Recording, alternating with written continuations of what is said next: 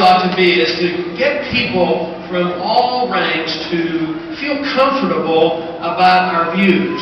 Because too often people get stereotyped. If you're conservative, you have to believe in this. If you're liberal, you have to believe in this.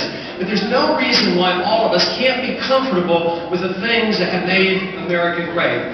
For instance, there's no reason in the world why we all can't come together with promoting a foreign policy of peace rather than war.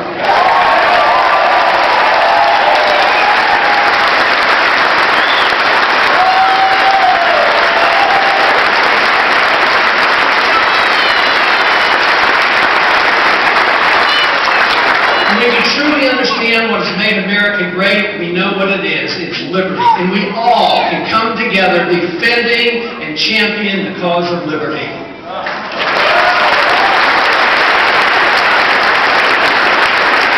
no reason in the world that we who believe in limited government and free markets can't feel comfortable about that. Because we've been taught so much over the years to feel guilty that if you're for free enterprise and free markets and limited taxation, that therefore you're hurting the poor. The plain truth is if we really want to help the poor and we really want to have prosperity in this country, what you need is free markets. That's what produces the prosperity.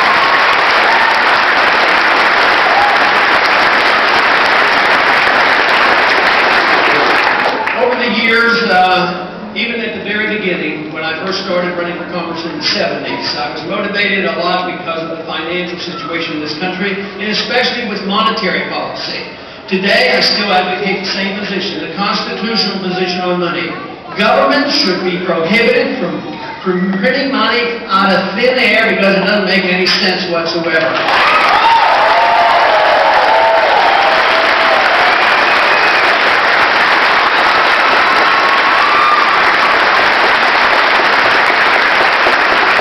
When we come around to making the changes necessary, we reject the notion of printing money out of thin air and we resort to sound money.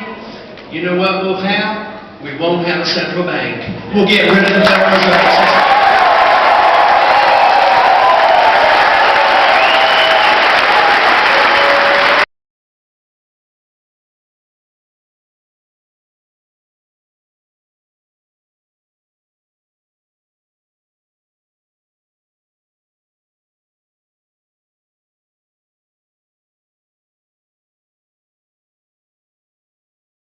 They've been meeting for about 5 years, and it's a group of countries over in the Middle East because they have become annoyed with our foreign policy. And the countries make up Russia, China, India, Iran, Central Asia, and they're talking. They're talking because they're annoyed about our presence over in the Middle East.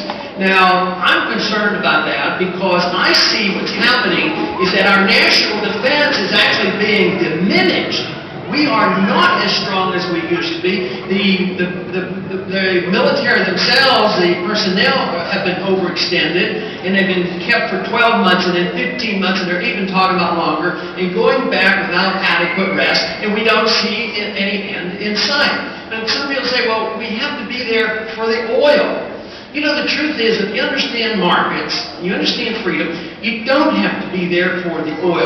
Japan doesn't have to be there for the oil. They don't have one oil well. They just go to Amsterdam and they buy their oil. What are they going to do with the oil? They have to sell it.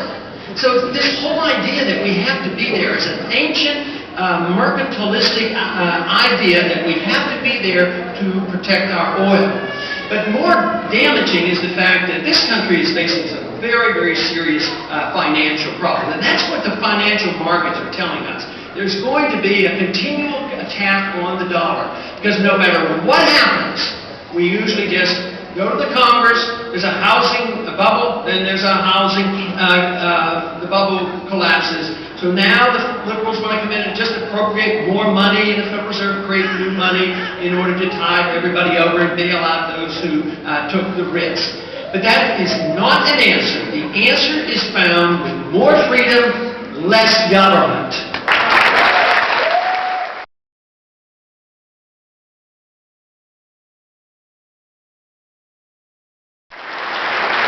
What has to be understood is the standard of living of average Americans is going down today, mainly because the value of the dollar is going down.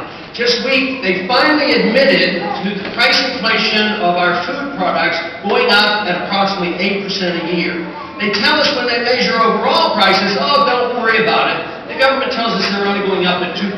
The average American knows darn well there's something wrong with our monetary system and something wrong with the purchasing power. Otherwise, they would feel much more content and not looking for some answers. The answers, no matter how complicated they are, can be laid at the doorstep of our Constitution. The fact that we don't follow it means that if we only did it, we would solve so many of our problems today.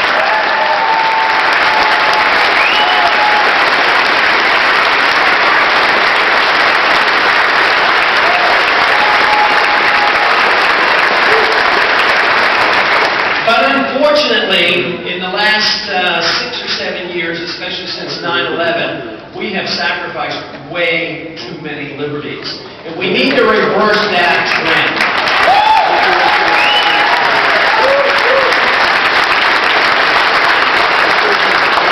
You know, to me it's sort of like control of guns, you know, the people want to control guns. Bad guys get guns, they commit a crime, so the anti-gun people come in and say, well, what we have to do regulate guns. They don't want to regulate and put away the people who committed the crimes. No, they have to regulate the guns of law-abiding citizens. Well, I sort of look at that, what's happened after 9/11. We came in, we had a bunch of really bad guys, and I don't think that the people in Washington have been willing to really understand why that happened. And so they said, well, there's some bad guys out there, so we have to make sure it doesn't happen again. So what did they resort to? Registering all the American people. You know, with a national ID card. We don't need a national ID card.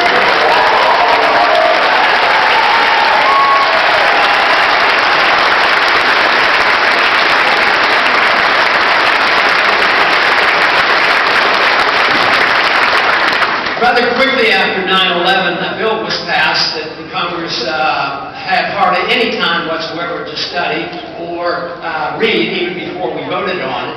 But it was a direct attack on our personal liberties. It was a direct attack on the Fourth Amendment. It essentially repealed the Fourth Amendment. And that was an act that should never have been passed and should be repealed, and that is the Patriot Act.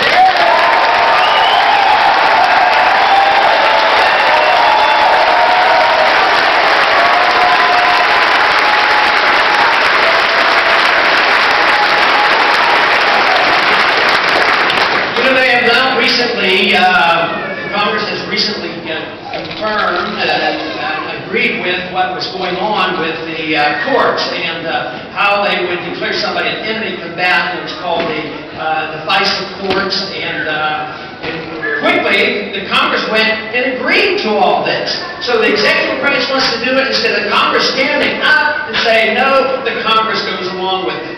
Today, we have had changes that are very, very serious. Fortunately, they have not been used against many Americans, but a few Americans it has been used against. And the tragedy there is what can come later.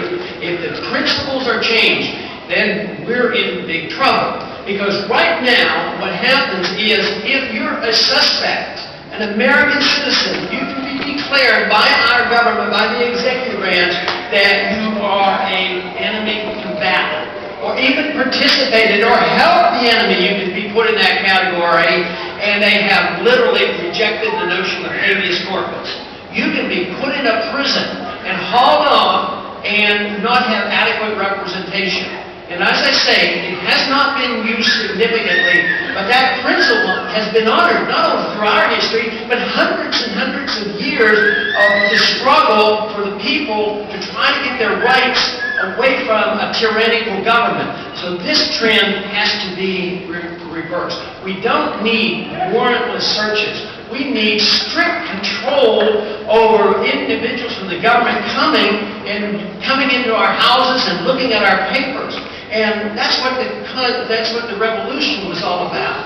And when you think about it, who is it that has the most access to our financial records and to our papers? Unruly.